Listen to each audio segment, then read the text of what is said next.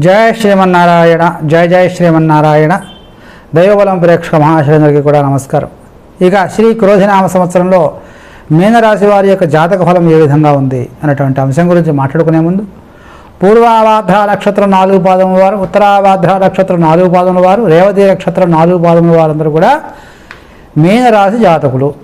ఇక నక్షత్రం తెలియని వారైతే ది, దు, స్యం, జ, ధ, దే, దో, చ, చి అనే అక్షరంతో మొదలయ్యే పేర్ల గల వారందరూ కూడా మీనరాశి జాతకులు. ఇక మీనరాశి వారికి ఈ సంవత్సరం ఆదాయం 11, వ్యయం 5. అంటే మీరు 11 రూపాయలు మీ దగ్గర ఉంటే మీకు అవసరాన్ని మించి ఏమాత్రం ఖర్చు చేయరు. డబ్బులు ఉన్నాయి కదా అని ఇష్టం వచ్చి ఖర్చు పెట్టరు, జాగ్రత్తగా ఖర్చు పెడతారు. ఇక రాజపూజ్యం 2, అవమానం 4. మిమ్మల్ని గౌరవించేవారు, మీరు బాగుంటే సంతోషించేవాడు ఇద్దరుంటే మిమ్మల్ని అగౌరవపరిచేవారు, అలాగే మిమ్మల్ని కిందకు లాగాలి, ఎదుగుతున్నాడు అని చెప్పి కిందకు లాగాలనుకునేవారు 4 ఉన్నారనమాట.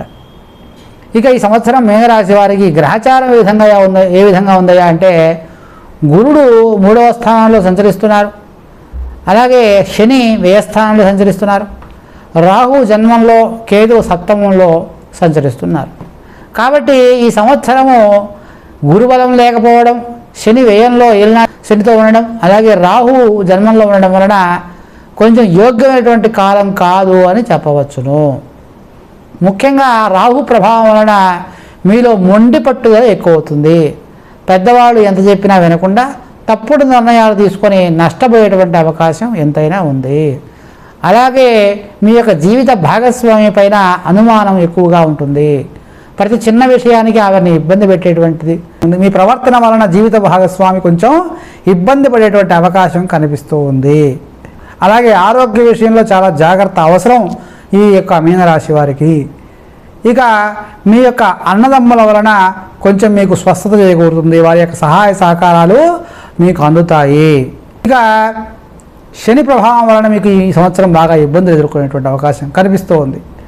ఆదాయానికి మించినటువంటి ఖర్చులు ఎక్కువగా కనిపిస్తున్నాయి కొంతమంది నక్షత్రం వారికి. మీకు ఖర్చు అయ్యేటువంటి విషయాలు ఎలా ఖర్చు అయిపోతున్నాయి అనేటువంటి విషయం మీకు గుర్తురాదు. అనవసరంగా ఖర్చులు ఎక్కువ చేస్తుంటారు. ఆధ్యాత్మిక విషయాల్లో మీరు మానసిక ప్రశాంతతను పొందుతూ ఉంటారు. కాబట్టి భగవత్ ప్రార్థన, దైవ చింతన అనేది మీకు మనశ్శాంతిని, ప్రశాంతతను చేకూరుస్తుంది. ఈ సంవత్సరం ఔషధ సేవ చేసేటువంటి అవకాశం కూడా కనిపిస్తోంది. ఆరోగ్య విషయంలో జాగ్రత్తగా ఉండాలి. ముఖ్యంగా యోగాభ్యాసములు, కాలినడక చేయడం ఎంతైనా ముఖ్యము. ఇక మీ భార్య వలన ఎక్కువగా మీకు మేలు జరుగుతుంది. ఆవిడ ఆదాయం వలనే మీరు నిలబడగలిగేటువంటి శక్తి లభిస్తుంది. ఇక ఉద్యోగంలో చాలా జాగ్రత్తగా ఉండాలి. ఉద్యోగ విషయంలో అధికారుల నుంచి ఒత్తిళ్లు ఎక్కువ అవుతూ ఉంటాయి, మానసిక ప్రశాంతతను కోల్పోతారు. ఇక ఆరోగ్య విషయంలో ఎక్కువగా ఖర్చులు అవుతూ ఉంటాయి, మీకు అనవసరమైనటువంటి హాస్పిటల్ ఖర్చులు ఎక్కువగా అవుతూ ఉంటాయి. అలాగే పూజా కార్యక్రమాలకు, హోమాది కార్యక్రమాలకు ధనాన్ని ఖర్చు చేయడం మీకు ఉత్తమ ఫలితాన్ని ఇస్తుంది. రాజకీయ నాయకులకు కొంచెం ఇబ్బందితో కూడుకున్న విషయమైనప్పటికీ కూడా వారు విజయాన్ని సాధిస్తారు. ప్రజల మన్ననలు, ప్రజల యొక్క అభిమానం మీకు చేకూరుతుంది. ఇక వ్యాపార విషయంలో కొన్ని ఒడిదుడుకులు ఎదురైనప్పటికీ కూడా తెలివితేటలతో మీరు వ్యాపారంలో వృద్ధి చెందుతారు. ముఖ్యంగా వైద్య వృత్తుల వారు, అలాగే ఔషధ ఫార్మా కంపెనీ వాళ్ళకి, అలాగే మద్యం వ్యాపారస్తులకు, అలాగే మాంస వ్యాపారస్తులకు ఇది యోగ్యమైనటువంటి కాలం. వారు లాభాలను చేకూర్చుకుంటారు. అయితే కొన్ని చేసిన తప్పుల వలన అపచారాలు చేసేటువంటి వారు, మా యొక్క వృత్తులు చేసేటువంటి వారు, కొన్ని మాయలు చేసేటువంటి వారు ఈ సంవత్సరం వారి యొక్క భాగవతాలు బయటపడి ఇబ్బంది పడేటువంటి అవకాశం కనిపిస్తుంది. కారాగారానికి వెళ్ళేటువంటి అవకాశం కూడా కనిపిస్తూ ఉన్నది. ఇక ఈ సంవత్సరం స్త్రీలు నోటిని అదుపులో పెట్టుకోవాలి. కుటుంబంలో మీ మాట చెల్లదు, కాబట్టి కొంచెం జాగ్రత్త వహించవలసినటువంటి అవసరం ఎంతైనా ఈ యొక్క మీనరాశి జాతకులకు, స్త్రీలకు ఉన్నది. ఇది మీనరాశి వారి యొక్క ఈ సంవత్సరం క్రోధినామ సంవత్సరం ఫలం. ఇక విద్యార్థులకు చదువు పట్ల శ్రద్ధ ఉన్నప్పటికీ కూడా కొంచెం శని ప్రభావం వలన బద్ధకం ఏర్పడుతుంది.